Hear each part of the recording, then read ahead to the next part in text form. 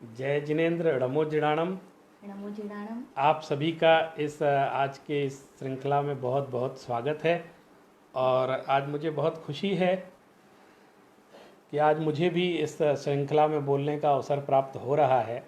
श्रुत पंचमी का महोत्सव हम लोग पूरे भारत में बहुत धूमधाम से मनाते हैं।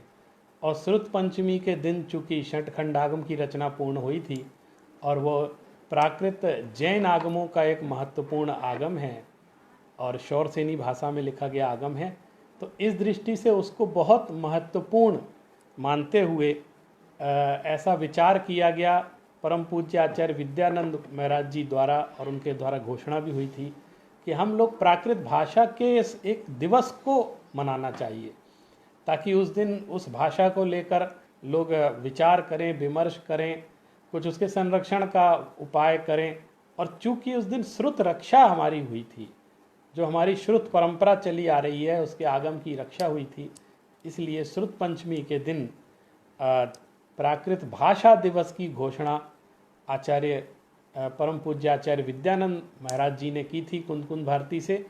और वे प्राकृत के कवि सम्मेलन करवाया करते थे।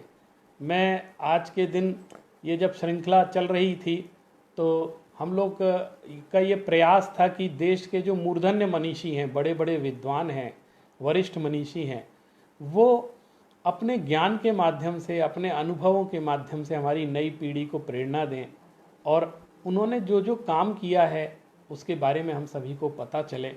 इसके लिए श्रृंखला प्रारंभ की गई थी, ये पागत भाषा और प्राकृत टाइम्स के आयोजकत्व में। और मुझे प्रसन्नता है कि ये दायित्व हमने सौंपा डॉक्टर अरिहंत कुमार जैन मुंबई को, चूँकि वो टेक्नोलॉजी में बहुत माहिर हैं और दर्शन और भाषा के अच्छे वेत्ता हैं। तो हमने कहा कि आप ये अगर जिम्मेदारी संभालें, तो उन्होंने बखूबी इस जिम्मेदारी को निभाया। और इसके पीछे आप सभी देखेंगे, इसके पीछे एक बहुत बड़ी टीम काम कर रही है और उसमें लगभग हमारे परिवार के सभी लोग सम्मिलित हैं। वो चारों तरफ से इसको मैनेज कर रहे हैं। हमारे पूज्य पिताजी प्रोफेसर फूलचंद प्रेमी जी, जिन उनका मार्गदर्शन निरंतर इस श्रृंखला को चलाने के लिए मिल रहा है। और आज उन्हीं के आदेश से मैं आप सभी के सामने उपस्थित हूँ इस श्रृंखला की एक कड़ी बन करके।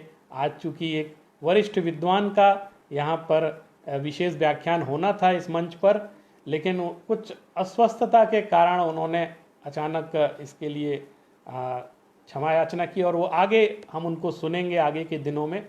तो आज का दिन हमारी श्रृंखला टूटनी नहीं चाहिए थी, गैप नहीं होना चाहिए था, इसलिए अभी 1-1.5 घंटे पहले हम लोगों ने ये, मेरे पिताजी ने मुझे ये आदेश दिया कि आप इस विषय पर बात कहें। उन्होंने कहा तुम इस, चूँकि मीडिया के क्षेत्र में काम कर रहे हो प्राकृत भाषा को लेकर के, तो इस दिशा का अनुभव भी लोगों को पता चलना चाहिए और क्या आगे संभावनाएं हैं इस विषय पर हम आज मैं आपसे कुछ गुफ्तगू करूंगा, कुछ बातचीत करूंगा। और मेरा जो अनुभव रहा है और मैं जो प्रयोग कर रहा हूं और वर्तमान में जो स्थिति इस समय इस प्राकृत भाषा और मीडिया को लेकर है और आगे की क्या संभावना इस विषय पर आज हम आपसे बातचीत करेंगे। लेकिन जैसे कि हमारी भारतीय संस्कृति है कि कोई भी जब हम किसी भी वक्तव्य को या संगोष्ठी का शुभारंभ या मंगल कार्य का शुभारंभ करते तो मंगलाचरण से करते हैं।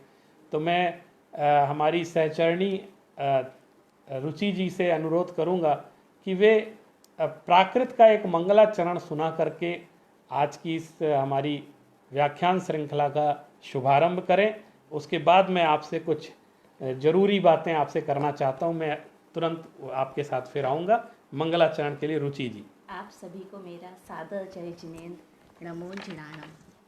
मैं आप सभी के समक्ष प्रवचन सार का, जो कि आचार्य कुंदकुंद द्वारा विरचित है, मंगलाचरण प्रस्तुत कर रही हूँ।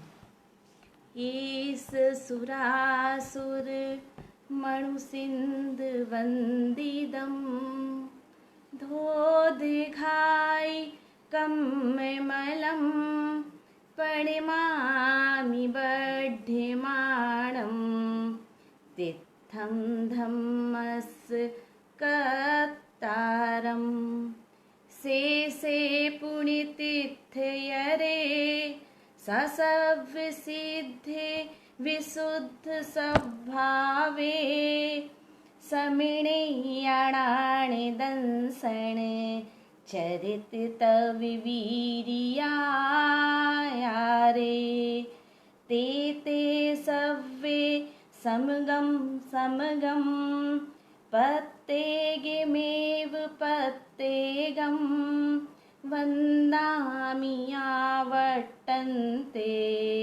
अरिहन्ते मानुषे खेते किच्चारिहन्ताणं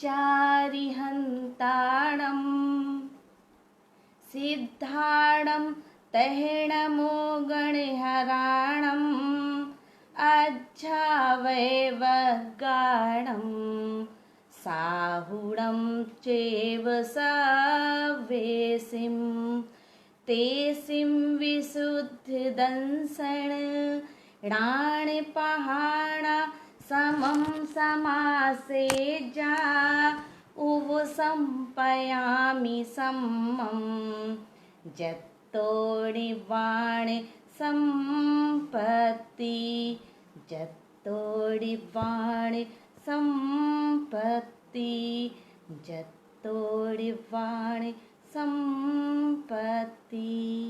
नमो जुड़ाणु। बहुत बहुत धन्यवाद।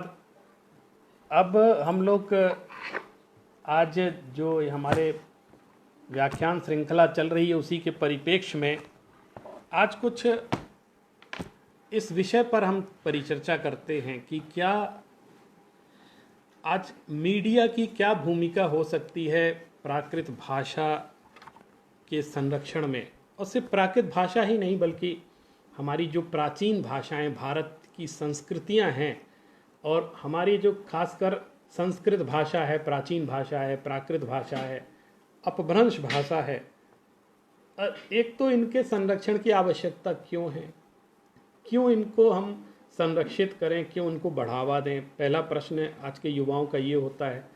दूसरा, मीडिया इस बारे में क्या रोल अदा कर सकता है और क्यों करना चाहिए, एक बहुत बड़ी बात है। जैसा कि आजकल मीडिया के संदर्भ में ये बात बड़ी प्रसिद्ध है कि मीडिया हाउस बात भले ही सेवा की करता है लेकिन सिर्फ पैसे के लिए काम करता है, और जहां उसको टीआरपी ज़्यादा मिलती है, जहां उसको इनकम ज़्यादा होती है या जहां उसके स्वार्थ की सिद्धि होती है, वो काम वो करना ज़्यादा पसंद करता है और लोगों की पसंद के आधार पर ही वो ये निर्णय करता है कि हमको क्या दिखाना है क्या नहीं दिखाना है। तो मेरा एक छोटा सा निवेदन ये है कि हम लोग अगर 100% काम इस दिशा में ये कर रहे हैं कि जो लोग पसंद करते हैं वो हमें दिखाना है, तो ये बिल्कुल सही बात नहीं है। कुछ दायित्व तो संपादकों का और जो मीडिया के प्रमुख होते हैं उनका ये भी होना चाहिए कि कुछ चीज़ें हम ऐसी दिखाएंगे जो आप पसंद करते हैं और कुछ चीज़ें हम वो दिखाएंगे जो आपको देखना चाहिए, आपको सीखना चाहिए। हमें श्रोताओं का, पाठकों का स्तर भी ऊंचा उठाने का दायित्व निभाना चाहिए। ये संपादकों का और मीडिया हाउस का बहुत बड़ा, चाहे इलेक्ट्रॉनिक मीडिया हो, चाहे प्रिंट मीडिया हो, चाहे टीवी चैनल्स हो, कोई भी हो, मतलब सारी जितने भी आजकल संचार माध्यम हैं उन सभी के लिए बात बहुत विचारणीय है। और मैं ये नहीं कहता सब लोग ऐसा करते, बल्कि बहुत सारे लोग ऐसा कोशिश कर भी रहे हैं, निश्चित रूप से वो सराहनीय है। मुझे ये प्रेरणा एक प्राप्त हुई और एक छोटी सी घटना बता के अपनी बात प्रारंभ करता हूँ कि एक दिन मैं आचार्य परम पूज्य आचार्य विद्यानंद महाराज जी के दर्शन करने गया, और आज मैं मानता हूँ, मैंने एक लेख भी लिखा है कि वो प्राकृत भाषा के मसीहा थे। उन्होंने प्राकृत भाषा को एक झोपड़ी से लेकर राष्ट्रपति भवन तक पहुँचाने का बहुत बड़ा काम, जिसकी तरफ किसी का ध्यान ही नहीं गया था, उन्होंने किया है। पहले धरसेनाचार्य ने षटखंडागम के माध्यम से श्रुत की रक्षा की थी, प्राकृत भाषा की रक्षा की थी, और आज के इस युग में यदि किसी ने उसका संरक्षण किया, ने शुरुआत की, देखिए आज फिर भी बहुत लोग काम कर रहे हैं, लेकिन उन दिनों में जब इसका कोई नाम भी नहीं लेता था, मैं बताऊं आपको, इवन विद्वानों तक में इसकी रुचि नहीं थी, साधुओं को भी प्राकृत भाषा में रुचि नहीं थी। उस समय उन दिनों में आचार्य विद्यानंद जी ने इसका झंडा ऊपर किया और लोगों के अंदर उसकी प्रेरणा जगाई। उनकी सबसे बड़ी विशेषता ये थी कि वे अपने प्रवचनों में भी प्राकृत की गाथाएं जरूर सुनाते थे। अब देखिए, प्रवचनों में प्राकृत की गाथाएं सुनाना कौन समझता है, जनता है, किसको आता है, लेकिन वो कहते थे कि नहीं, हम ये मूल ग्रंथों का उद्धरण जरूर करेंगे। ये उनका व्रत था, संकल्प था, और वो किसी को पसंद आए नहीं आए लेकिन वो सुनाते थे। लेकिन धीरे धीरे लोगों की भी उसमें रुचि बढ़ने लगी और लोग उसका आस्वादन लेने लगे, उसका आनंद लेने लगे, और लोग ये समझने लगे कि हमारी जिम्मेदारी है कि हमको इस भाषा के क्षेत्र में आगे काम करना चाहिए। अभी हमने जो ये श्रृंखला प्रारंभ की, उसमें हमने सबसे पहले एक प्रयोग किया कि ये सफल होती है कि नहीं, देखते हैं, और कहाँ से शुरुआत करें। इस तरह के मन में तरह की बातें आ रही थी। तो मैंने डॉक्टर अरिहंत से निवेदन किया, तो उन्होंने तुरंत इसको उत्साह के साथ इसको ग्रहण किया और कहा कि नहीं, मैं इस काम को करूँगा और आप देखिएगा बहुत सफल रहेगा। तो हमने कहा एक बार प्रयोग करते। तो अब किसके लिए? तो मैंने सबसे पहले अपने पिताजी से निवेदन किया, आदरणीय प्रोफेसर फूलचंद प्रेमी जी से, कि आप घर पर ही एक लाइव लेक्चर इसका आयोजन करते हैं, फिर देखते हैं इसका कैसा रिस्पॉन्स रहता है और आगे किस तरीके से हमको आगे जाना है। और बिना किसी पूर्व भूमिका के हमने उसको प्रारंभ कर दिया। और मुझे जानकर बहुत आश्चर्य हुआ, जो रिस्पॉन्स हमको मिला, लोगों के जो फ़ोन आए, मैसेज आए, उसको देख करके लगा कि अरे, लोगों को तो ये चीज़ चाहिए। हम लोग बिना वजह ये बात बोलते रहते हैं कि कौन सुनेगा, कौन पसंद करेगा, लेकिन लोगों को चाहिए। और आज के हमारे विषय की शुरुआत यहीं से होती है। हमने इसमें किस चीज़ का प्रयोग किया? इस लॉकडाउन के दौरान सब लोग अपने अपने घरों में हैं और हम लोग अपना अध्ययन, मनन, स्वाध्याय भी कर रहे हैं। बड़े बड़े विद्वान हैं, उनके पास बहुत अनुभव हैं, लेकिन एक सबसे बड़ी समस्या कि जो हमारे वरिष्ठ विद्वान हैं, उन्होंने इतना शास्त्रों के साथ, पांडुलिपियों के साथ, जैसा कि कल हमने प्रोफेसर राजा राम जी को सुना, उन्होंने अपना पूरा 90-92 साल के हो गए तो भी आज पांडुलिपियों पर काम करते चले जा रहे हैं। उनकी बात को सुनकर कितने लोग प्रभावित हुए होंगे और उन्होंने कितने लोगों ने कहा कि हम इस काम को आगे बढ़ाना चाहते हैं। तो ये बहुत बड़ा प्रेरणा का काम कैसे सिद्ध हुआ? मीडिया के माध्यम से। ये है मीडिया की उपयोगिता। हमने उनके परिवार वालों से संपर्क किया, क्योंकि वो स्वयं जो वयोवृद्ध विद्वान हैं, वे मीडिया की टेक्नोलॉजी से परिचित नहीं है, ये हम सब जानते हैं, और जरूरी भी नहीं है क्योंकि वो शास्त्रों में उन्होंने अपना जीवन लगाया है। लेकिन उनके परिवार वालों ने तुरंत इस चीज़ को संज्ञान में लिया, उनको सबको टेक्नोलॉजी का ज्ञान था, तो उन्होंने कहा हम इस काम को करेंगे, और उनसे संपर्क साधा। और आपने देखा किस तरह से हमारे अभी 5 व्याख्यान लगभग हो चुके हैं, और कैसे वरिष्ठ मनीषी जिन्होंने पूरे विश्व में प्राकृत भाषा को लेकर तहलका मचाया हुआ है और जिन्होंने पूरा जीवन समर्पित किया है इस भाषा को लेकर, उन्होंने एक काम किया। तो ये बात कहाँ से शुरू हुई? मीडिया के माध्यम से। हमने फेसबुक पेज, ये मुझे ध्यान है मैंने सन 2011 में प्राकृत लैंग्वेज एंड लिटरेचर पेज बनाया था, और जब मैंने बनाया तो अपने आप ही इसमें लगभग 1000 के करीब लाइक्स आ गए। तो मुझे उस समय लगा कि लोग इसको पसंद कर रहे हैं। मैंने उस समय एक वेबसाइट का निर्माण भी किया था अपने लेवल पे, जो मैं कर सकता था, और एक ब्लॉग भी बनाया था गूगल पर, प्राकृत लैंग्वेज एंड लिटरेचर नाम से, और जिस पे मैंने कई सूचनाएं प्रसारित की। उन दिनों इस तरह की चर्चा चल रही थी और उतना वातावरण था नहीं, लगभग 8 साल की बात हो चुकी है। लेकिन मैंने ये शुरुआत की, मैंने कहा कि नहीं, ये टेक्नोलॉजी के साधन है, मीडिया के साधन है, हम लोग सिर्फ शास्त्रों तक सीमित ना रहें, बल्कि उन शास्त्रों के ज्ञान को, उस भाषा को मीडिया के माध्यम से बाहर हमें लाना चाहिए। तो मैं मानता हूँ एक मीडिया के नए युग की शुरुआत हुई है, और हम इस भाषा को इस मीडिया के माध्यम से आप सब तक पहुंचा सकते हैं। नई पीढ़ी के अंदर ये संदेश दे सकते हैं, उनके अंदर ये वो जज्बा है। और आप विश्वास मानिए, आज जो मेरे पास लगातार मैसेज आते हैं फेसबुक पर भी और सोशल मीडिया पर, लोग ऐसे लोग जो टेक्नोलॉजी में काम कर रहे हैं, इंजीनियर हैं, डॉक्टर हैं, कोई वकील है, सीए हैं, ऐसे बहुत सारे लोग हैं, और वो कहते हैं हमें भाषा सीखना है।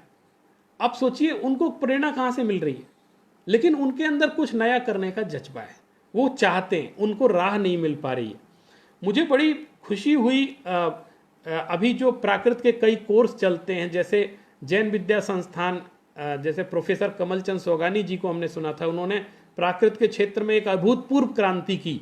पत्राचार ये भी एक मीडियम है। कॉरेस्पॉन्डेंस कोर्स के माध्यम से उन्होंने जगह जगह हजारों विद्यार्थी प्राकृत भाषा के प्रशिक्षित करके तैयार किए हैं, जो आज सीधे ग्रंथों को पढ़ने के लिए तैयार हैं और प्राकृत भाषा में रचनाएं भी कर रहे हैं, बहुत सारे गद्य भी लिख रहे हैं, पद्य भी लिख रहे हैं। तो देखिए साहित्य भी उसका समृद्ध धीरे धीरे होता चला जा रहा है। और एक बहुत बड़ा काम भोगीलाल लहरचंद इंस्टीट्यूट ऑफ इंडोलॉजी ने किया, जिसमें मैं भी बहुत वर्षों तक मैं पढ़ाता रहा वहाँ पर, और आज भी अवसर मिलता है तो जब मैं वहाँ के विद्यार्थियों को पढ़ाने जाता हूँ तब मुझे पता लगता है कि विभिन्न क्षेत्रों के कितने लोग प्राकृत भाषा को लेकर जागरूक हैं। लगातार 25, मैं समझता हूँ 26, 27 साल या 30 साल भी हो गए हों, लगातार किसी एक कार्यक्रम को चलाना और सारा शैक्षणिक वातावरण प्रदान करते हुए चलाना एक बहुत महत्वपूर्ण कदम प्राकृत भाषा के क्षेत्र में क्रांतिकारी कदम रहा है। उस संस्था का बहुत बड़ा योगदान है। और वहाँ से चूंकि मैं स्वयं वहाँ का विद्यार्थी रहा हूँ, मैंने जो भी प्राकृत भाषा का थोड़ा बहुत अभ्यास किया वहाँ पर गुरु चरणों में बैठकर गुरुओं के माध्यम से सीखा है। और मैंने वो जो कुछ भी सीखा, मुझे लगा इसका अगर हम उपयोग नहीं करेंगे तो फिर आगे बात बनेगी नहीं।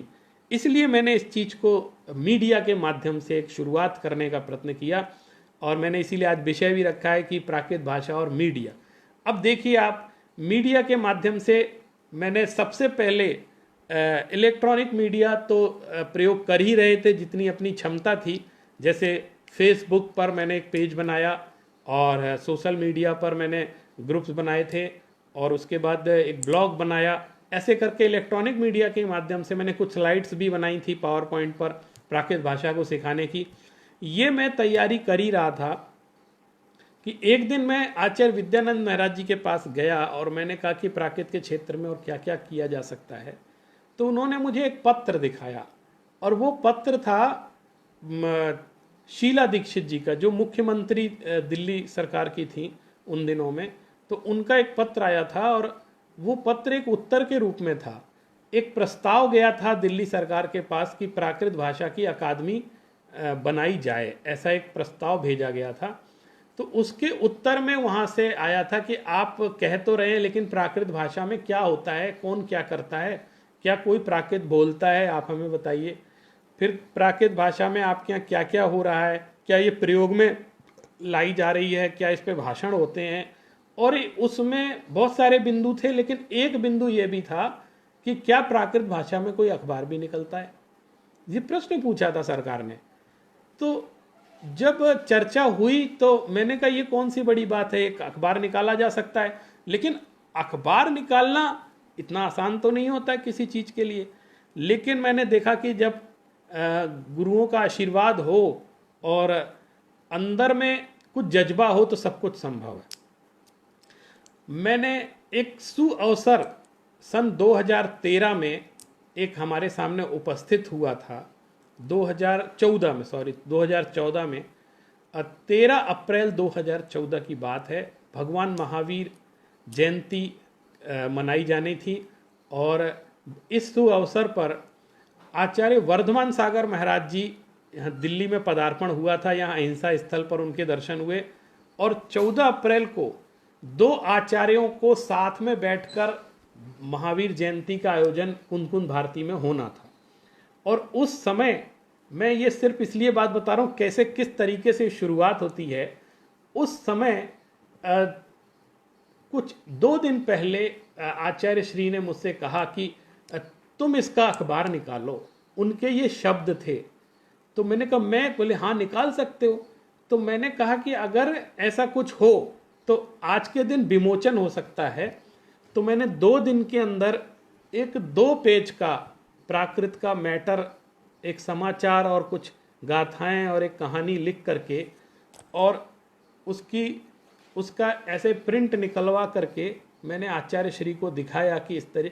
तो उन्होंने कहा कल महावीर जयंती का सुअवसर है और इसका हम विमोचन कल के कार्यक्रम में करो और ये शुरुआत कर दो। तो देखिए 1-2 दिन के अंदर वो बात की शुरुआत हुई, और मैंने उसको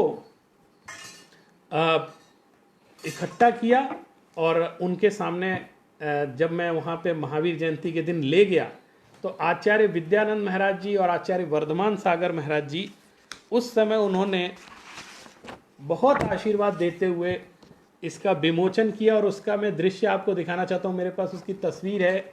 ये जो पागद भाषा अखबार मैंने, ये ब्लैक एंड वाइट में है, उस समय मैंने खोला था। और ये इसमें देखिए, ये यहाँ पर ये चित्र है जिसमें आचार्य विद्यानंद जी और आचार्य वर्धमान सागर जी ने इसका विमोचन किया। और मुझे बहुत प्रसन्नता हुई उसी समय की, उसी सभा में महासभा के अध्यक्ष श्री निर्मल सेठी जी बैठे थे और उन्होंने जैसे ही सुना कि प्राकृत भाषा के बारे में अखबार निकाल रहे हैं तो उन्होंने तुरंत अपनी तरफ से पूर्ण सहयोग की घोषणा की और कहा कि मैं इसमें पूरा सहयोग करूंगा, आप इसको छापिए। मैं आज के नवयुवकों से और नवोदित विद्वानों से ये निवेदन करना चाहता हूं कि देखिए, कोई आप काम करने का सोचिए भर, थोड़ा सा करके दिखाइए। लोग हाथों में लेने को तैयार हैं। और देखा मैंने कि सारे संत खुश हो रहे हैं और विद्वान भी खुश हो रहे हैं। मुझे हमारे गुरुजनों ने बहुत इसके लिए उत्साह बढ़ाया और तब से मैंने ये पागद भाषा, इसके कई अंक मेरे पास हैं।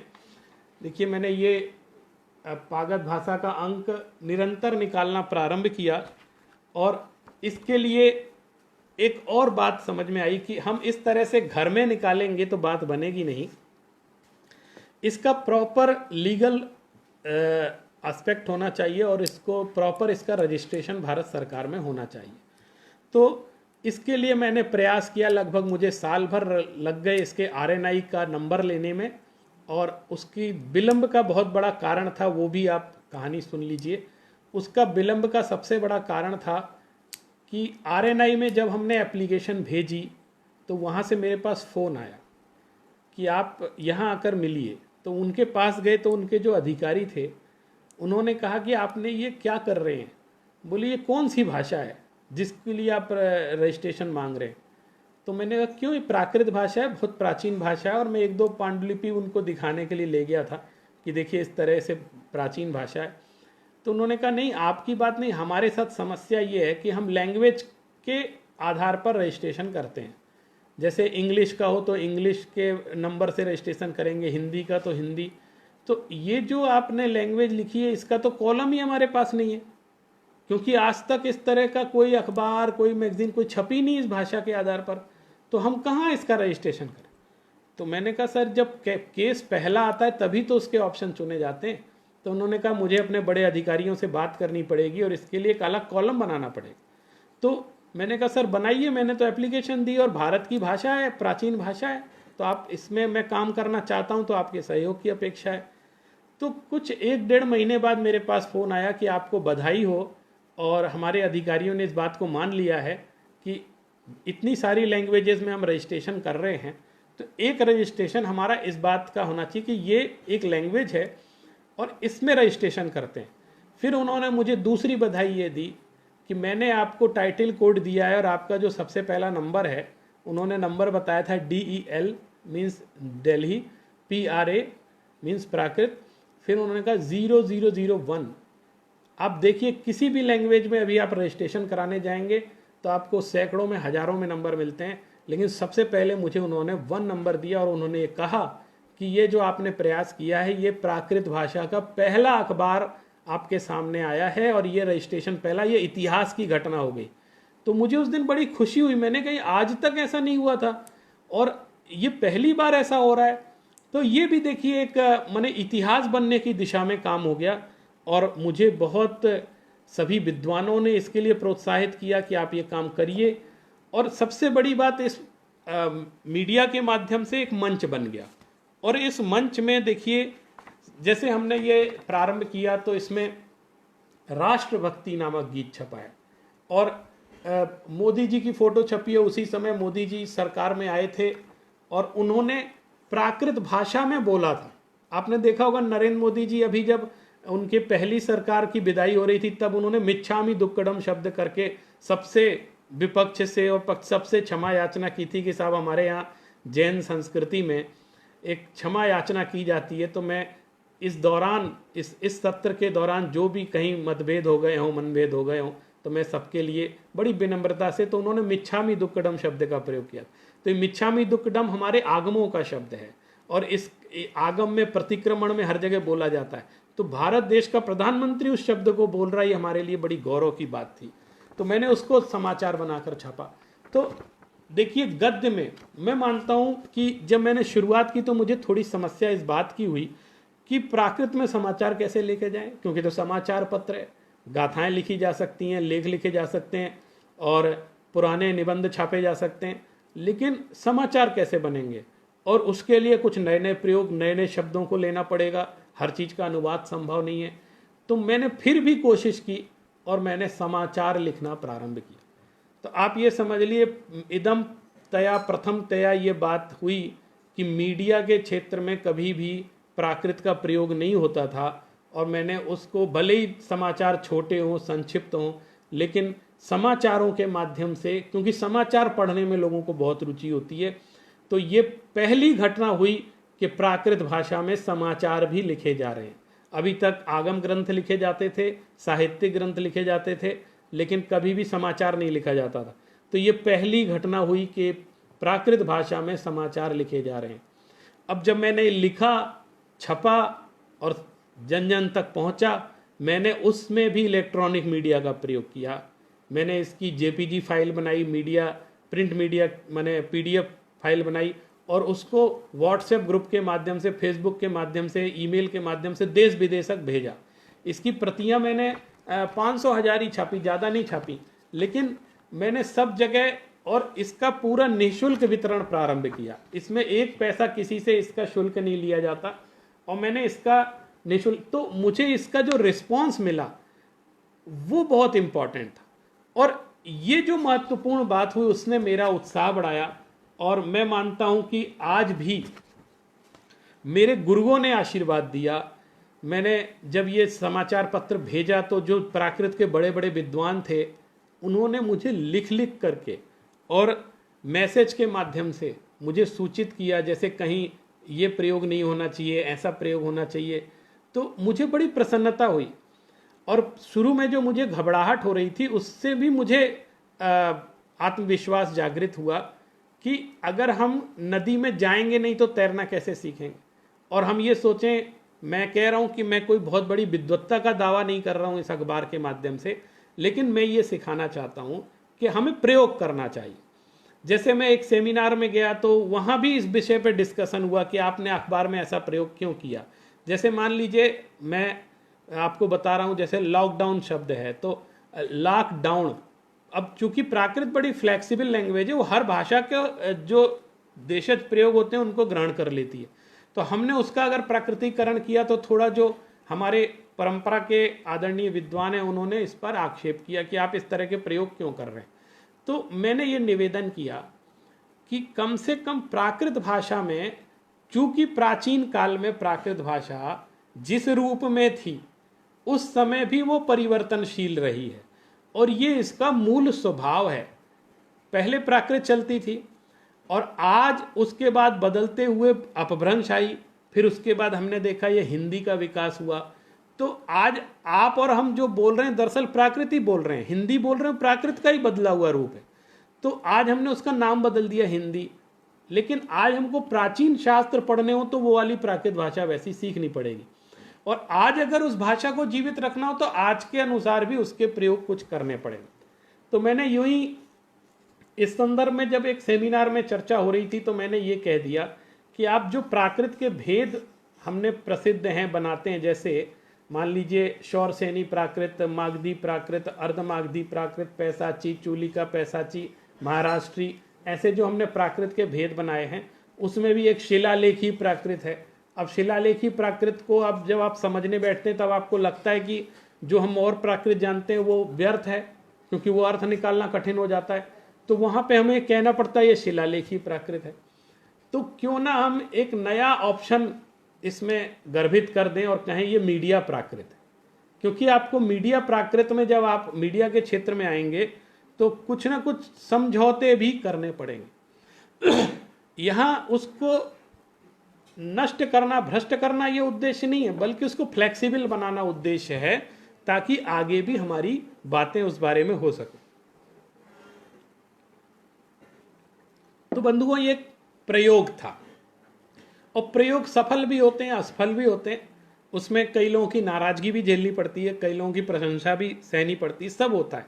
लेकिन मैंने कहा अगर हम प्रयोग करते रहेंगे तो उसमें कुछ सुधार होगा, और मैं हर तरह के संशोधन और हर तरह की उसमें जो सुधार है, जो कोई सलाह देता है, मैं उसको, इसमें बहुत सारे लोगों ने मुझे कई तरह के संशोधन बताए, मैंने इसको स्वीकार किया। जैसे एक संशोधन मैं बताता हूँ आपको। मैं एक कॉन्फ्रेंस में भाग लेने के लिए जापान गया था, टोक्यो में। और वहाँ टोक्यो में वहाँ की जो समाज थी, उन्होंने जब अखबार में पढ़ा कि कोई जैनिज्म पर बोलने के लिए एक भारत से विद्वान आए हैं, तो वो वहाँ जहाँ हम होटल में रुके थे, पता लगा के वहाँ आ गए, और उन्होंने कहा कि एक लेक्चर आप हमारे रात के समय हमारी समाज के अंदर दें। तो मैंने वहाँ पर उनको प्राकृत भाषा का ये अंक दिखाया कि ये हम ये प्रयोग कर रहे हैं, तो बड़े खुश हुए, करे हम भी सीखना चाहते। आप देखो, उनके अंदर इतना उत्साह था कि हम ये भाषा सीखना चाहते हैं, क्योंकि हमें आगम को समझना है, आगम पढ़ना है। तो लोगों के अंदर, और उन्होंने एक नई बात कही, हमने कहा कि हम इसको कलर में निकालना चाहते हैं, कलर एडिशन निकालेंगे ताकि अट्रैक्शन रहे। तो उन्होंने कहा कि नहीं, ये प्राचीन भाषा है, इसको ब्लैक एंड व्हाइट में ही चलाने दीजिए। उनकी देखिए भावना ये थी कि इसका जो लुक, प्राकृत का लुक ब्लैक एंड व्हाइट में उसका जैसा ओरिजिनल लगता है, वो कलर में नहीं लगता है। तो ये उनकी भावना थी, तो मैंने उसका भी सम्मान किया। तो एक अंक जो है ब्लैक एंड व्हाइट में ही निकला, फिर बाद में भले ही कलर में निकालने लग गए। तो आज हम चाहें तो इस इलेक्ट्रॉनिक मीडिया के माध्यम से बहुत कुछ कर सकते हैं।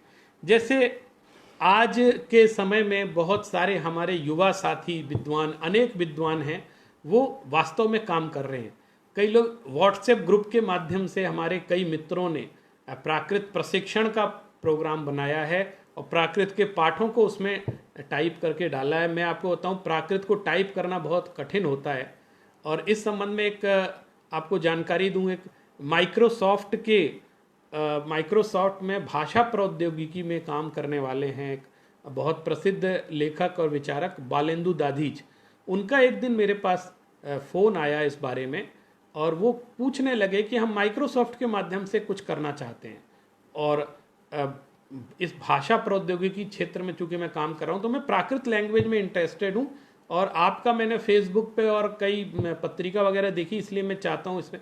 तो काफ़ी देर उनसे डिस्कशन हुआ, और आज जब यूनिकोड हमारे सामने है, पहले हमें फ़ॉन्ट की बहुत बड़ी समस्या होती थी, और आज यूनिकोड हमारे सामने है। और यूनिकोड में आप देखें, मैं तो निवेदन करूँगा हमारे जो सॉफ्टवेयर इंजीनियर्स हैं और जो आगम में रुचि रखते हैं ऐसे लोगों से, कि देखिए आप यूनिकोड में अभी एक आर्टिफिशियल इंटेलिजेंस के माध्यम से ऑटोमेटिक ट्रांसलेशन आता है। और हमने देखा कि गूगल इनपुट जब हम लोग टाइप करते हैं, अधिकतर लोग हम में से टाइपिस्ट नहीं है, लेकिन फिर भी हम फेसबुक और अपना ईमेल वगैरह टाइप करते हैं हिंदी में, तो हमको यूनिकोड जो गूगल इनपुट वाला वो ज़्यादा कार्यकारी होता है, क्योंकि हम इंग्लिश में टाइप करते हैं, वहाँ लिख के हिंदी में या संस्कृत में आ जाता है, तो उसमें अपने आप शब्द बन करके आ जाते हैं। अभी मैं ये समस्या आपके सामने इसलिए रख रहा हूँ कि अभी इस लाइव स्ट्रीम के माध्यम से जो लोग सुन रहे होंगे, हो सकता है उनमें कुछ लोग इस विषय में ज़्यादा रुचि रखते हो और उनका अधिकार इस विषय में हो, तो वो कुछ उपाय हमको सुझा सकते हैं। जैसे हमने टाइप किया, तो अगर मुझे आधा णा और णा टाइप करना हो तो बड़ी मुश्किल हो जाती है। जैसे जिणाणम लिखना है, तो जी णा और ड़ पे बिंदु लगानी हो तो नहीं लग कर आती, ऑटोमेटिक लिख कर नहीं आती। हमें मैनुअल टाइपिंग में जा करके यूनिकोड को सिलेक्ट करके फिर उसमें बिंदी अलग से लगानी पड़ती। लेकिन अगर मैं संस्कृत में लिखता हूँ तो मेरे पास संस्कृत लैंग्वेज का ऑप्शन है गूगल इनपुट में, हिंदी का ऑप्शन है गूगल इनपुट पर, और उसको सिलेक्ट करते हैं तो हिंदी के वर्ड बन कर आ जाते हैं। जैसे मान लीजिए मुझे शब्द लिखना है अनुप्रेक्षा, तो मैं अनु लिखता हूँ और प्रेक्षा अपने आप लिख कर आ जाता है, क्योंकि उसमें वो फीड है उसकी डिक्शनरी में। तो इस तरह से सॉफ्टवेयर में हमारे जो गूगल इनपुट है उसमें बहुत सारी भाषाएं सिलेक्ट करने के लिए आती हैं। तो यदि आप इस विषय में काम करें तो एक प्राकृत लैंग्वेज का भी अगर आप उसमें डाल दें, उसमें सॉफ्टवेयर डेवलप करके, तो निश्चित रूप से जो प्राकृत में टाइपिंग होती है, जैसे हमें बहुत सारी गाथाएं टाइप करनी है तो कोई भी इस गाथा को फिर टाइप कर पाएगा। मान ड़मोकार मंत्र भी लिखना है तो हमें ड़ अलग लगाना पड़ता है, मो अलग लगाना पड़ता है, ड़ में ओ की मात्रा लगाएंगे तो नहीं लगकर आएगी, नो लिख कर आ जाएगा। तो इस तरीके की काफ़ी समस्याएं अभी मीडिया में आती हैं और हम उसको कहना, देशी भाषा में कहना चाहिए, जुगाड़ के माध्यम से टाइप करते हैं, कभी इधर से कुछ ले लेंगे कभी इधर से। और इसी कारण ये फीलिंग मुझे इसलिए होती है कि मुझे ये अखबार निकालने में बड़ी कठिनाई होती है, कभी कभी लेट भी हो जाता है, बहुत समय लगता है, क्योंकि एक टाइपिस्ट जिसको मैंने प्राकृत की टाइपिंग का अभ्यास कराया, जैसे ही वो अभ्यस्त हुआ और सीखने लगा वो कहीं और चला गया, फिर नया आया उसको सिखाने में समय लग गया। और चूंकि हम लोग टाइपिंग उतनी अच्छी जानते नहीं है, ना इस विषय में महारत हासिल है, तो वो कर देते हैं। तो मैं ये चाहता हूं कि कुछ सॉफ्टवेयर इंजीनियर्स प्राकृत के क्षेत्र में काम करें, मेरा ये निवेदन है। और निश्चित रूप से आपको समर्पित होकर काम करना पड़ेगा। आपको लगेगा कि आप दूसरी जगह से बहुत पैसा कमा लीजिए, लेकिन इधर आपको ये सोच के काम करना पड़ेगा कि दीज आर आवर कंट्रीब्यूशंस। तो हमको अपने कंट्रीब्यूशन देना है, हमको अपनी जिम्मेदारी समझनी है, इसलिए हमको इस भाषा को विकसित करना है, आगम की रक्षा करनी है। और बहुत सारी बातें हैं, मैं कुछ सजेशंस देना चाहता हूँ। तो मैं आपको बताऊं कि मीडिया के माध्यम, तो मीडिया तो फिर भी अचेतन है, लेकिन चेतना के माध्यम से हम लोग थोड़ा बहुत काम कर रहे हैं। तो प्राकृत भाषा का प्रयोग कैसे कैसे हो सकता है, तो एक प्रयोग मैं आपको बताता हूं। हमारे मित्र हैं, उन्होंने दक्षिण भारत में जो श्रवणबेलगोला में स्तुति चलती है, बाहुबली सामी कन्नड़ में, उसका उन्होंने प्राकृत में अनुवाद किया। तो मैंने कहा कि ये सिर्फ अनुवाद करने से क्या होगा, और इसको मैंने इसमें प्रकाशित किया पागध भाषा। ये एक अंक प्रकाशित किया था श्रवणबेलगोला महामस्तकाभिषेक के अवसर पर। और इसको जब उस अवसर पर मैंने प्रकाशित किया तो इसमें मैंने प्राचीन काल में बाहुबली का जितना भी संदर्भ प्राकृत आगमों में मिलता है उसको इसमें मैंने संकलित किया है। और उसके बाद हमारे आधुनिक काल के जो रचनाकार हैं, जो विद्वान हैं, उन्होंने बाहुबली के बारे में जो जो रचनाएं लिखी हैं वो सब भी मैंने इसमें संकलित करने की कोशिश की। तो ये एक स्मरणीय अंक बन गया। और ये वहाँ पर श्रवणबेलगोला में पूज्य चारुकीर्ति भट्टारक स्वामी जी ने जब इस अंक को देखा तो उनके एक शब्द थे, एक उद्गार था जो मैं आपको सुनाना चाहता हूँ।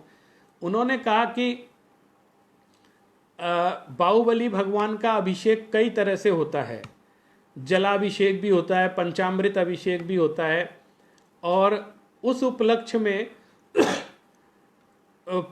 बहुत सारे ग्रंथों का प्रकाशन हुआ भारतीय ज्ञानपीठ के माध्यम से। तो उन्होंने कहा कि वो अक्षराभिषेक भी भगवान का हमने कर दिया। तो जब ये अंक पहुंचा तो उन्होंने कहा कि प्राकृताभिषेक भी हो गया भगवान का। तो बाहुबली की वो भूमि, पवित्र भूमि जहाँ पर उनकी मूर्ति है, वहाँ पर चंद्रगिरी और पहाड़ियों पर कितने शिलालेख हैं, कितनी गुफाएं हैं, उन सब में प्राकृत के गीत गाए गए हैं। तो उस स्थान पर इसका बहुत भव्य विमोचन का आयोजन किया। हमने ये प्रयास किया कि हमारे बच्चे भी इस बारे में कुछ न कुछ बोलें और उनको, तो उस समय तुरंत इस बाहुबली स्तुति को मैंने अपनी बेटी से कहा कि तुम तैयार करो, क्योंकि प्राकृत जीवंत होकर सामने आनी चाहिए, उसका गीत बनकर सामने आना चाहिए। तो जब स्वामी जी के सामने प्रस्तुत किया तो बड़े प्रसन्न हुए और उन्होंने कहा, अरे ये तो कन्नड़ का प्रसिद्ध गीत है और आप प्राकृत में गा रहे हैं, तो बड़े आनंदित हो गए। तो मैं अपने इसी श्रृंखला में अभी बहुत सारी बातें आपसे करनी है, लेकिन बीच में मैं हम लोग परिवार में भी प्राकृत का प्रयोग करते हैं, ये आपको बताता हूँ। और मैं, मेरी बेटी अनुप्रेक्षा, मैं इससे कहता हूँ कि वो प्राकृत का एक गीत आपको सुनाएगी, थोड़ा आपको इस विषय पर भी एक विषय का परिवर्तन होगा। और उस प्राकृत के गीत के बाद मैं आपको कुछ सजेशन मीडिया के माध्यम से क्या क्या किया जा सकता है इसके बारे में आपसे बातचीत करूँ। आप सभी को सादर जय जिनेंद्र। बाहुबली सामी तुमं लोय सामी मूर्ति संति आ पै दिन सिम रामो पै दिन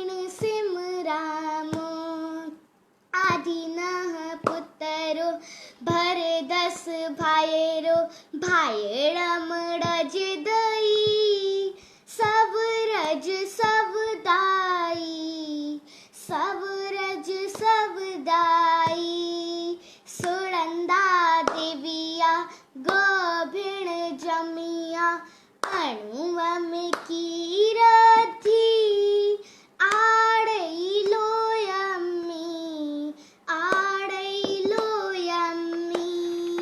डिठियूं अणजो होया अगजो होई वे बंदो बाहु सह होड़ा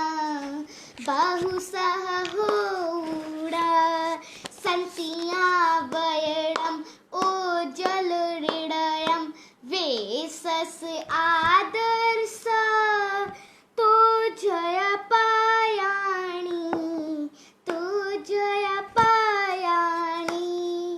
बिल गुल रायो अड़ंत तेयो वेसथ धवल पाऊं तो जय पायाणी बाहुबली सामी तुमम लोय सामी मूर्ति संति आ पैदिण सिमरामो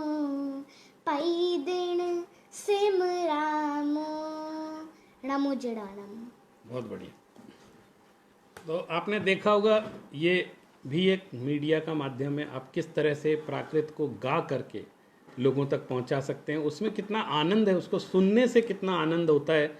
ये एक प्रयोग तो हम कहीं और प्रयोग नहीं कर पाते, तो अपने घरों में ही प्रयोग करते रहते हैं।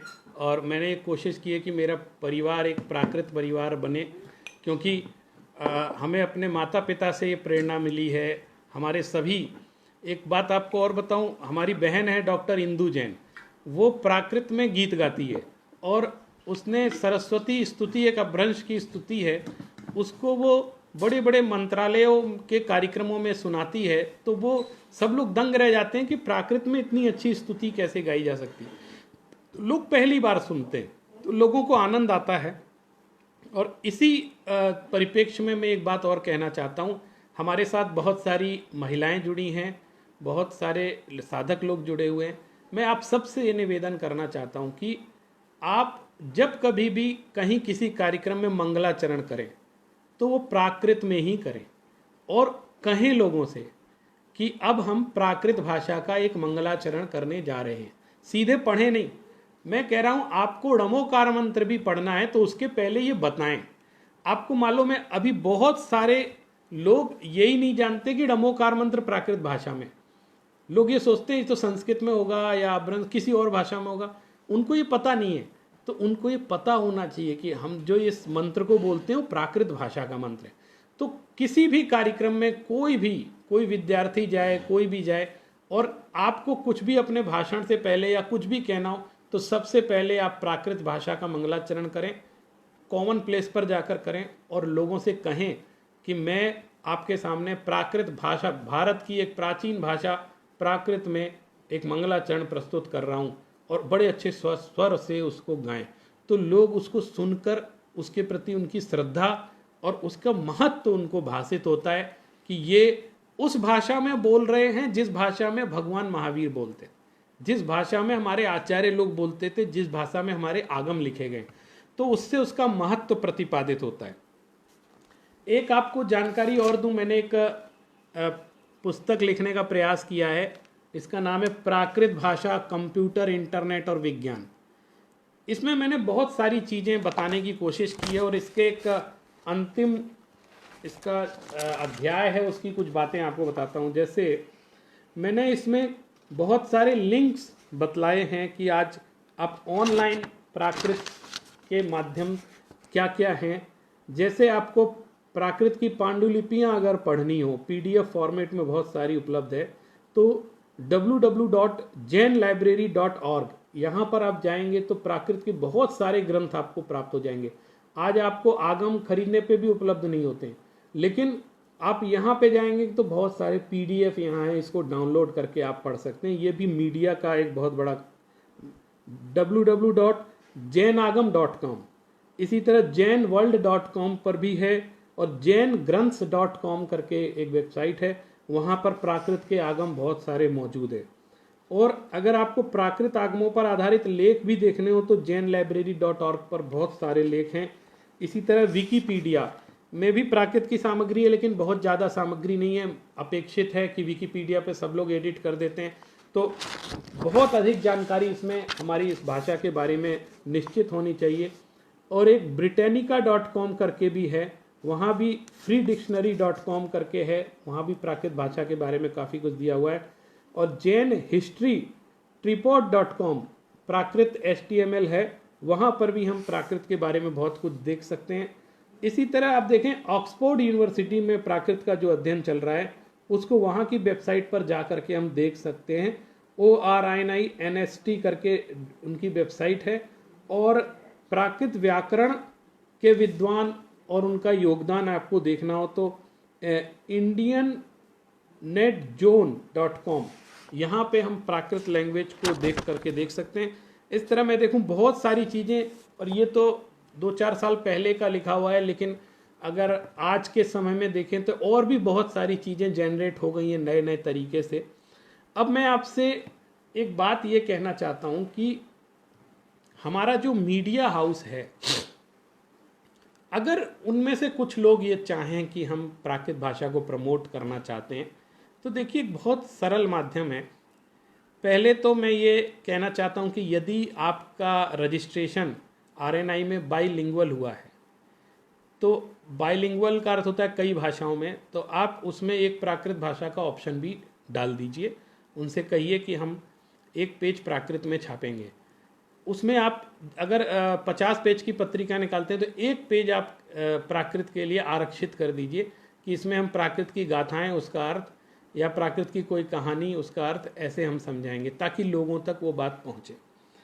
और नियमित अखबार जो निकालते हैं, डेली न्यूज़पेपर्स हैं, उनके लिए मेरा ये सजेशन है कि जैसे आप देखिए हर कॉलम, खासकर मेन पेज पर कई अखबारों में आज के विचार छपते हैं, सुभाषित छपते हैं, तो वो एक कॉलम होता है जिसमें लिखा रहता है आज के विचार सुभाषित। प्रायः उसमें गीता के उपदेश या अन्य उपनिषदों के उपदेश भी छपते हैं। तो आप एक कॉलम और उसमें शुरू कर सकते हैं कि गाथा करके या प्राकृत आगम वाणी करके कर सकते हैं, जैसे कई अखबारों में मैंने देखा वो लोग करते हैं। तो आप उनमें एक गाथा प्राकृत की और उसका अर्थ अगर आप रोज के अखबार में देना शुरू कर दें तो आप मानिए लाखों लोगों तक अखबार जाता है, और हजारों लोग ऐसे हैं जो इस कॉलम को पढ़ते हैं कि आज का शुभ विचार क्या है, और आज प्राचीन गाथाओं में आज के दिन हम ये पढ़ेंगे क्या बात कही गई।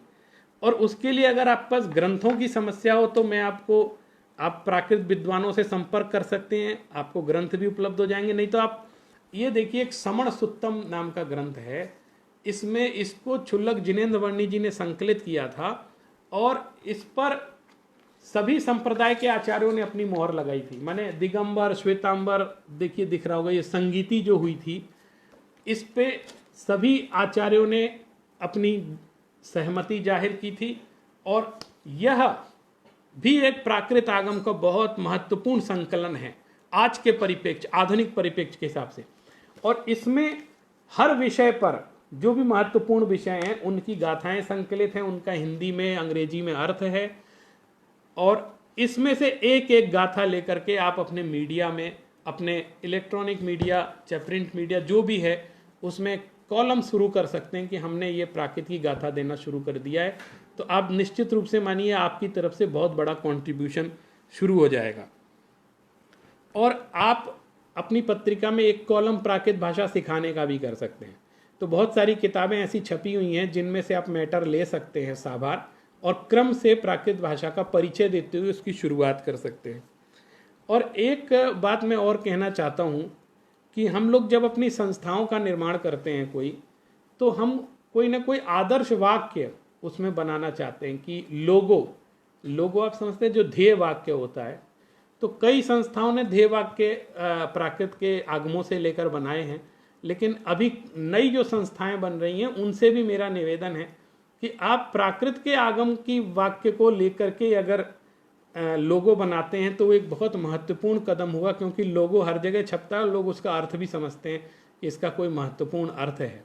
और निश्चित रूप से हम संस्कृत प्राकृत के ग्रंथों से, तो आप अगर प्राकृत को प्रमोट करना चाहते हैं तो आप इसमें गाथाएं हैं और उनमें से कोई एक वाक्य, जैसे इंदौर में एक संस्था बन रही थी, ज्ञान विज्ञान की संस्था है, तो उन्होंने मुझसे कहा कि मैं प्राकृत का कोई मुझे ध्येय वाक्य बताइए कहीं से। तो रयणसार में एक गाथा आती है, उसमें अध्ययनमेव झाड़म ये लिखा, मैंने अध्ययन ही ध्यान है। तो मैंने उनको बताया तो उन्हें बड़ा पसंद आया और उन्होंने उसको अपना ध्येय वाक्य बनाने को बोले, मैं बनाऊंगा इसको, कह रहे हैं। तो इस तरीके से अगर प्राकृत के ध्येय वाक्य भी बनाए जाएंगे तो निश्चित रूप से चारों तरफ इसका प्रचार होगा। लोग प्रश्न पूछेंगे कि ये क्या, किस भाषा में, तो आपको एक्सप्लेन करने का अवसर भी मिलेगा। और एक देखिए जो हमारा इलेक्ट्रॉनिक मीडिया है, चैनल्स हैं, आज आप देखिए कोरोना का संकट चल रहा है तो 24 घंटे एक ही कार्यक्रम को रिपीट करते रहते हैं, वही समाचार दिखाते रहते। लेकिन कभी न्यूज़ चैनल्स को और भी मीडिया को ये सोचना चाहिए कि हमको कुछ समाज की सेवा भी करनी है, इसलिए कुछ सामाजिक दायित्व को समझते हुए 10 मिनट 5 मिनट का कार्यक्रम ऐसा भी रखना चाहिए कि हम प्राचीन काल के ऋषि मुनियों की वाणी आपको सुना रहे हैं इस लॉकडाउन के पीरियड में, और आप ध्यानपूर्वक सुनिए। बीच में कोई मैसेज डाल दें कि देखिए प्राचीन काल में गाथा आई थी, क्या कहा गया था। अभी मैं दूरदर्शन पर एक उपनिषद गंगा करके कार्यक्रम देख रहा था, कितना सुंदर जो उपनिषदों के श्लोक हैं उनके माध्यम से, नृत्य के माध्यम से, नाटिकाओं के माध्यम से एक कितना सुंदर आध्यात्मिक मैसेज वो दे रहे थे। तो मैंने देखा मीडिया कितना प्रभावशाली है, जिन ग्रंथों में जो श्लोक लिखे हैं और उनको कोई पढ़ नहीं रहा है, कोई प्रेरणा ग्रहण नहीं कर रहा है, लेकिन मीडिया में आने से वो चीज़ बड़ी महत्वपूर्ण हो गई। तो इस माध्यम से हम उसको, आप देखिए, आप आगम गंगा करके एक कार्यक्रम बनाइए और उसको मीडिया में दिखाइए तो देखिए कैसे लोग पसंद नहीं करते। बस प्रस्तुतिकरण करने का स्टैंडर्ड अच्छा होना चाहिए, उसका तरीका अच्छा होना चाहिए। और बहुत सारी बातें हैं। आप संस्कृति का संरक्षक हमारे मीडिया को बनना चाहिए और वो इसके माध्यम से बहुत काम कर सकते हैं। आप एक बीच में एक गाथा, उसका अर्थ बतला दीजिए और कभी प्राकृत भाषा को लेकर डिस्कशन रख सकते हैं। मुझे ध्यान है दूरदर्शन ने एक अपनी बात कार्यक्रम आता है, उसमें उन्होंने प्राकृत के सब विद्यार्थियों को बुला करके, मैं धन्यवाद करना चाहता हूँ डॉक्टर इंदू जैन जी का और प्रोफेसर फूलचंद जैन प्रेमी जी जो उस समय BL इंस्टीट्यूट के डायरेक्टर थे। उन्होंने सबको संयोजित करके वहाँ पे 1 घंटे का एक कार्यक्रम रखा था, जिसमें प्रोफेसर राधा वल्लभ त्रिपाठी जी भी थे, प्रोफेसर गयाचरण त्रिपाठी जी, प्रोफेसर जीतू भाई शाह और प्रोफेसर फूलचंद जी प्रेमी, और हम लोग उसमें सब विद्यार्थी अध्यापक के रूप में सब बैठे हुए थे।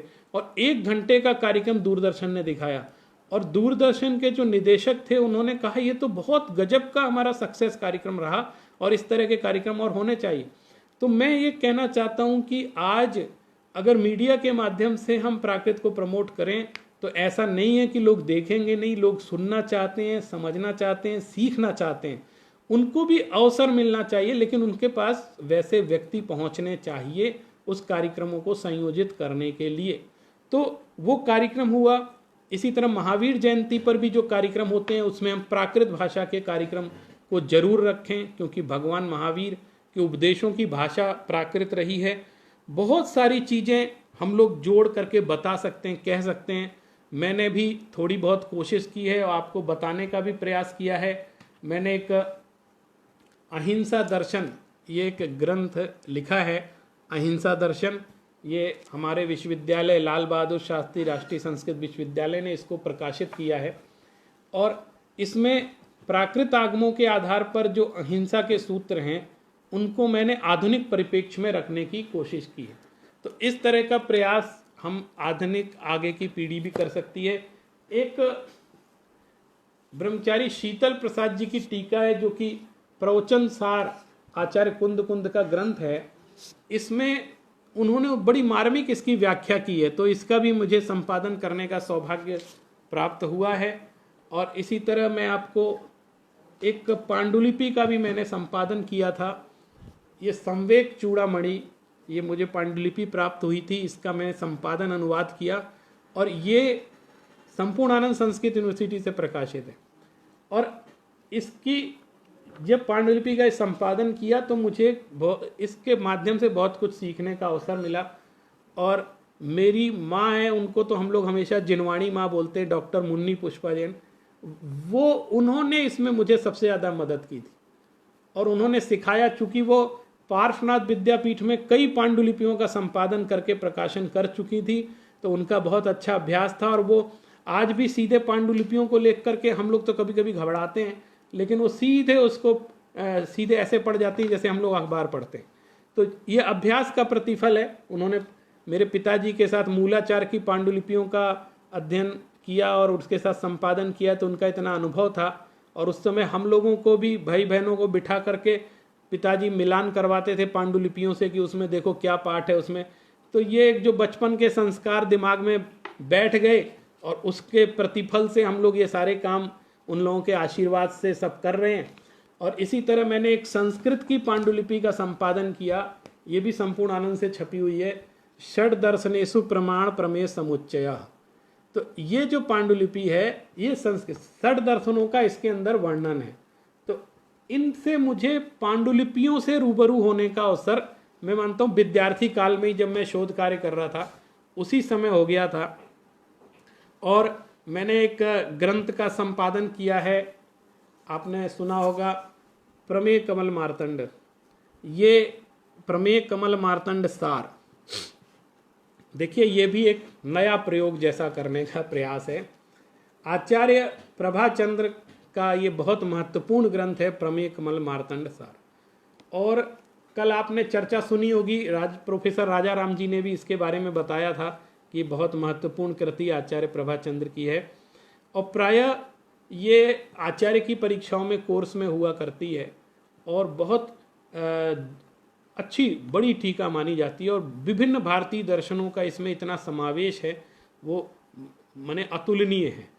और इसके साथ समस्या ये थी कि इतना विस्तृत और बृहद है कि अगर जिनमती माता जी के अनुवाद को देखें तो ये 3 वॉल्यूम में हमारे सामने है।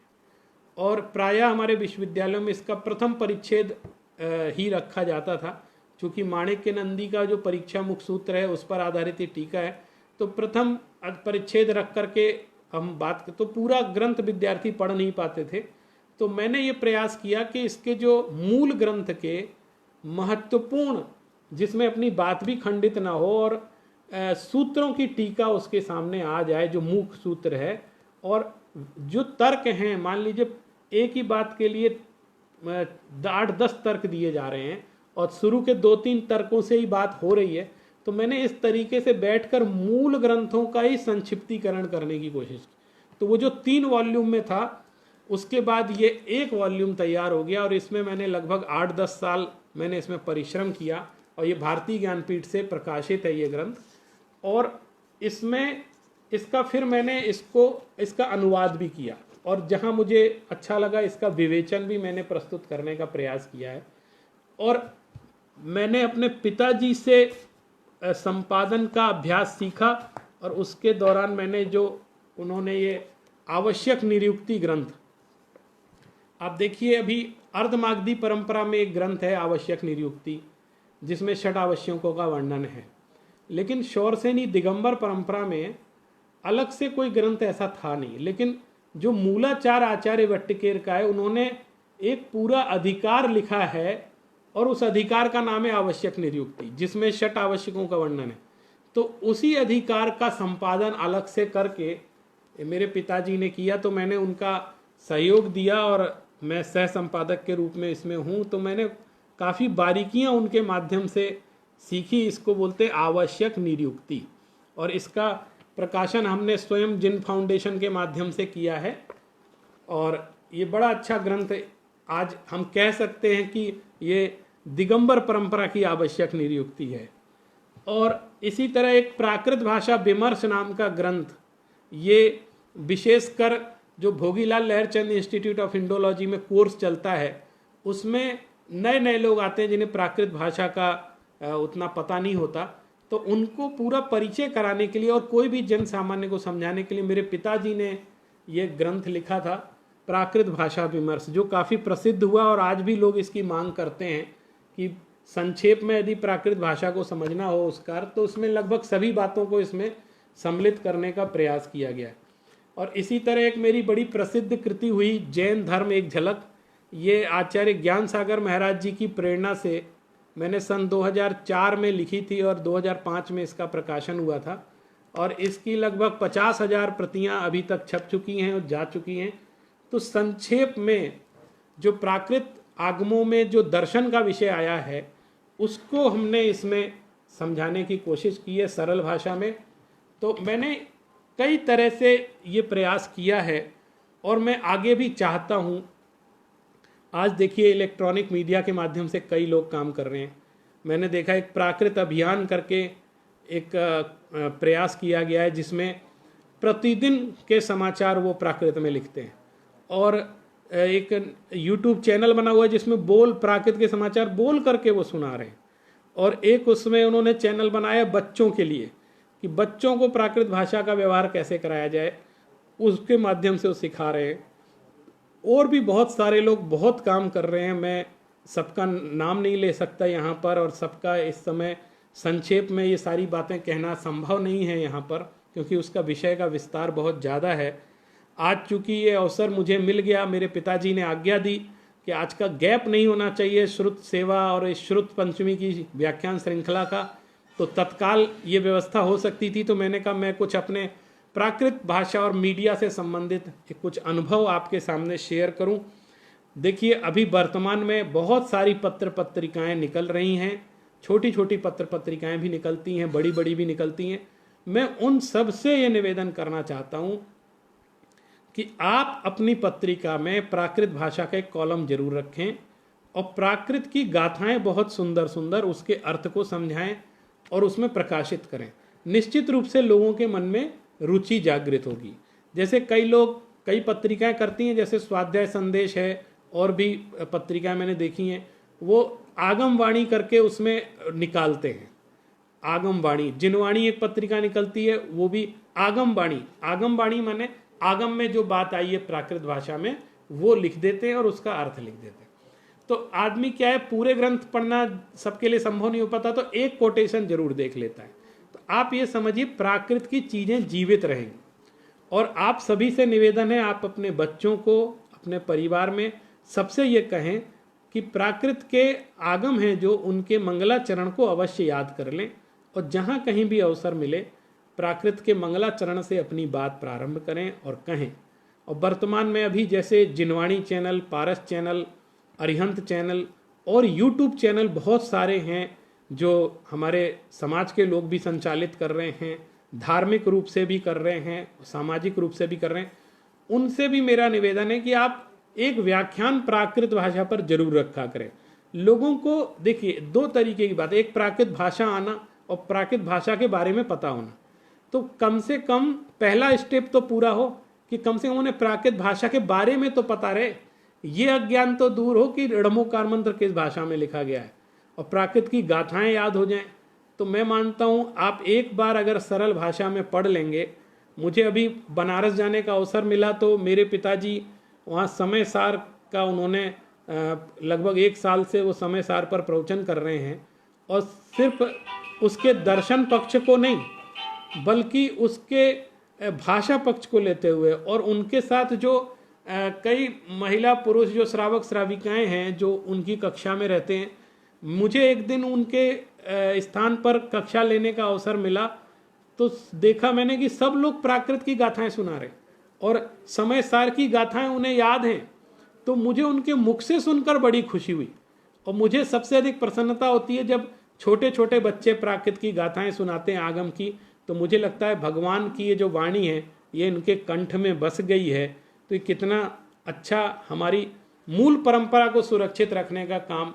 आपको पता है आगम की रक्षा करने की सबसे बड़ी जिम्मेदारी हमारी अपनी है, और अगर हम भाषा सुरक्षित रहेगी तो आगम सुरक्षित रहेंगे। यदि भाषा सुरक्षित नहीं रही तो आगमों को बचाना बहुत कठिन हो जाएगा। लोग सिर्फ अनुवाद देखेंगे, ट्रांसलेशन देखेंगे, मूल वाणी को नहीं देख पाएंगे।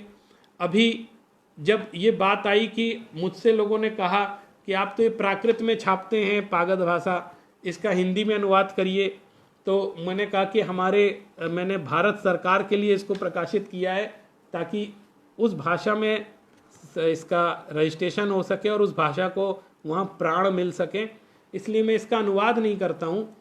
लेकिन जब ये चर्चाएं शुरू हुई तो उसके साथ एक चर्चा और आई कि प्राकृत को किस अलग अलग लैंग्वेज में कैसे समझाएं। तो ये बात आई कि आज विदेशों में भी प्राकृत की बहुत डिमांड बढ़ रही है, उसको लोग समझना चाह रहे हैं। तो मीडिया इसमें क्या मदद कर सकता है। तो मुझे बड़ी प्रसन्नता हुई कि इसी तरह एक चर्चा चली, तो ये जिम्मेदारी हमारे लघु भ्राता डॉक्टर अरिहंत जैन मुंबई ने संभाली। चूँकि अंग्रेजी इंग्लिश में उनकी अच्छी गति है, तो उन्होंने कहा कि मैं एक अखबार शुरू करता हूँ। और देखिए, जब युवाओं के अंदर जज्बा होता है, उनको थोड़ी सी आप दिशा दे दे तो कितना बड़ा काम करते हैं। तो उन्होंने बिल्कुल अपनी मेहनत से खुद कंप्यूटर पर बैठ करके उन्होंने एक अखबार शुरू कर दिया है, प्राकृत टाइम्स। तो मैं मानता हूँ प्राकृत के क्षेत्र में ये भी एक नई युग की शुरुआत है। उन्होंने प्राकृत के कार्यक्रमों को, प्राकृत भाषा के बारे में, प्राकृत विद्वानों के बारे में, प्राकृत गाथाओं के इंग्लिश ट्रांसलेशन को लेकर के, चूँकि विदेश में प्राकृत को लेकर बहुत काम हुआ है, जर्मनी के विद्वानों ने और अमेरिका, लंदन इत्यादि जगह के विद्वानों ने बहुत, अभी एक रशियन लेडी है प्रोफेसर नातालिया, उसने समय सार आदि कुंद कुंद के सारे आगमों को प्राकृत भाषा में अनुवादित कर दिया, नहीं रशियन भाषा में उसका ट्रांसलेशन कर दिया। आप देखिए, विदेश के लोगों के अंदर इतनी रुचि है, और हम लोग भारतीय अपनी इतनी संस्कृति, इतनी सभ्यता को लेकर के फालतू समय इधर उधर गंवा रहे हैं, लेकिन अपनी वैभव को नहीं पहचान पा रहे हैं, खुद के वैभव को। आज ये काल आया है। मेरे अनुज डॉक्टर अरिहंत जैन, जो इस पूरी श्रृंखला के संयोजक हैं, उन्होंने प्राकृत टाइम्स अखबार निकाल कर एक क्रांति मचा दी है। और सबसे बड़ी, जब भारत में तो लोग पसंद कर ही रहे हैं, उसको विदेशों में लोग बहुत पसंद कर रहे हैं, और उन्होंने अप्रिशिएट किया है कि this is a good work, और उन्होंने इसको बहुत प्रोत्साहित किया है। और मैं मानता हूं कि वो आगे भी इस कार्यक्रम को जारी रखेंगे और इसको ऊंचाइयां प्रदान करेंगे। और इसी तरह आगे की और भी जो पीढ़ियां हैं, जो भी नए लोग हैं, मैं उनके अंदर उत्साह भरना चाहता हूं कि आप लोग निराश मत होइए, आप खुद अपनी जगह बनाइए, खुद नया काम करिए, खुद सबके सामने अपनी पहचान बनाइए। और आज एक बहुत सुनहरा अवसर आपके सामने है, मीडिया। और मीडिया आज आपके हाथ में है। ऐसा नहीं है, अगर आपको एबीवीपी या जी न्यूज़ वाले जगह नहीं देते हैं तो आप खुद अपना चैनल चलाना शुरू कर दी। आपकी बात में दम होगी तो उनसे ज़्यादा आपकी प्रसिद्धि हो जाएगी, और आपकी बात पहुंचेगी, आपकी भी पहचान बनेगी, और इसके माध्यम से भाषा का संरक्षण होगा।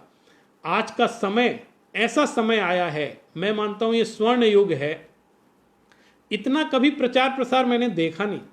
और आज इस कोरोना संकट के बाद पूरा विश्व भारत की तरफ निगाहें उठाकर देख रहा है, उससे दिशा निर्देशन मांग रहा है। भारत विश्व गुरु का पुराना दर्जा पुनः प्राप्त करने जा रहा है। और इस में प्रतिपादित जो आचार मीमांसा है, वो आज के इस काल में, चाहे वो क्वारंटाइन हो, चाहे आइसोलेशन हो, चाहे लॉकडाउन हो, मैंने कई आर्टिकल इसके बारे में लिखे हैं। ये सब के बारे में जैन आगमों में वर्णन बहुत, ओघ निरुक्ति एक अर्धमागधी आगम का ग्रंथ है, उसके अंदर सारी चीजों की व्यवस्था, उन्होंने बीमारियों के लक्षण भी बता दिए, बहुत सारी बातें बता दी प्राचीन आगमों में। तो आप आज भी उन आगमों के परिप्रेक्ष्य में अपनी बात कह करके निश्चित रूप से ये पूरा विश्व, और अभी वर्तमान में हमारी सरकार भी ऐसी है जो प्राचीन चीज़ों को बहुत महत्व दे रही है, हमारी भारतीय संस्कृति को महत्व दे रही है। तो इसका फ़ायदा हमें मीडिया हाउस को उठाना चाहिए, हमारे नई पीढ़ी के लोगों को उठाना चाहिए। अगर वो इस तरीके का काम करेंगे तो मैं मानता हूँ निश्चित रूप से सुनहरा भविष्य, हमारा अपना भविष्य होगा। बहुत सारी बातें हैं, मैं बहुत चीज़ें कहना चाहता हूँ, लेकिन चूंकि समय की, और मैं बहुत संक्षेप में ये बातें आज कहना चाहता था। आज की ये श्रृंखला, हमने, आप लोग इसका इतना समर्थन कर रहे हैं, इतना सहयोग दे रहे हैं, तो मुझे बहुत खुशी है और मैं बहुत प्रसन्न हूँ। एक सूचना मैं आपके सामने देना चाहता हूँ कि अभी वर्तमान में हमारा मुनि संघ इस बारे में बहुत काम कर रहा है। मुनि सुनील सागर महाराज जी, और मुनि आदित्य सागर महाराज जी और मुनि प्रणम्य सागर महाराज जी ने बहुत अनेक नई नई रचनाएं लिखी हैं। देखिए, युवा मुनि हैं और आचार्य हैं, लेकिन ये जो हम लोगों को प्रेरणा दे रहे हैं, मैं मानता हूं कि आचार्य विद्यानंद जी ने ये जो झंडा प्राकृत भाषा को लेकर प्रारंभ किया था, निश्चित रूप से बहुत काम कर रहा है। मैं जब जैन विश्व भारती संस्थान में आचार्य महाप्रज्ञ जी के सानिध्य में वहाँ कुछ वर्ष रहकर मैंने अध्ययन किया, वहाँ शोध कार्य किया, तो उन्होंने भी मुझे प्राकृत भाषा में काम करने के लिए बहुत प्रोत्साहित किया था। अभी उनका जन्म शताब्दी वर्ष भी मनाया जा रहा है और वो खुद प्राकृत भाषा थे। और वर्तमान में भी बहुत सारे साधु संत मुनि, मैं मानता हूँ दिगंबर परंपरा में, श्वेतांबर परंपरा में अनेक युवा साधु साध्वी मुनि बहुत भाषा के क्षेत्र में बहुत अच्छा काम कर रहे हैं। उन सब से हमको प्रेरणा लेने की आवश्यकता है और हमें अपने उत्साह को कम नहीं करना है।